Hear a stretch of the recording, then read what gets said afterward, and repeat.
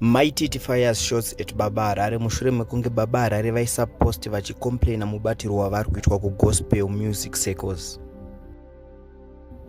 kusangana kwati kuita zvakare pachannel ino, channel yeZimutiness TV, pandinodzoka nemaupdates akasiyana-siyana, uye ndinoti kana kari kekutanga kusvika pano ndinokumbira kuti ungobaya button rekusubscribe then turn on the notification bell kuitira kuti usarasikirwe neevery update yandinodzoka nayo pano nguva nenguva.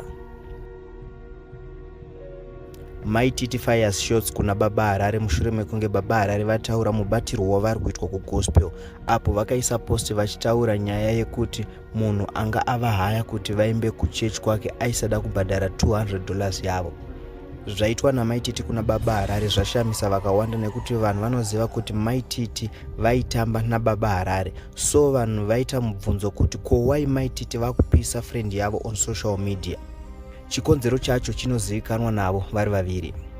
Maititi vanga vakaisa post vakanyora ivo kuti gospel music inobhadhara hayo kana uchiimba zvinonakidza plus uchirevesa, it's not like hakuna ma-successful gospel music and stuff. Ndo post yanga yakaiswa naMaititi. Then vaisa post iyi vanhu vakabva vatanga kutega Baba Harare.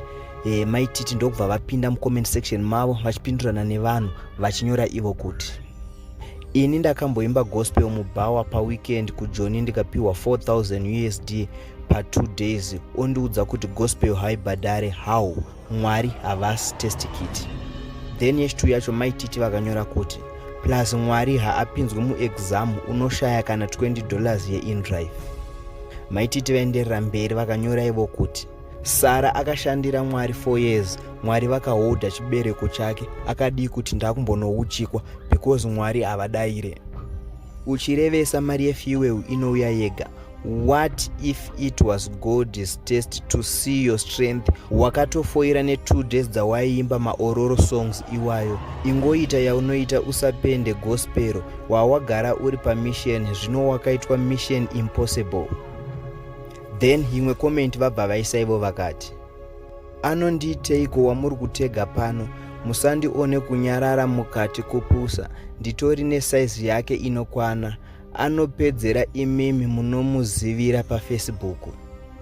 Then imwe yacho vabva vanyora ivo vakati ini handikokwe kumashows, ndoita angu ndega, ndoronga nemapromoters ende ndozadza, handina history yekuimbira kana kuchechi isina vanhu, ndakapfuura level rekuchemera mari yeoffering, ndoda mari inotenga matiles ekuZimtiles, murare mushe plus handina collaboration yakadhakwa, ndotogona kunyorera munhu malyrics akatopisa, ndomutonhodza futi, murare mushe, ini wenyu mwene webhawa.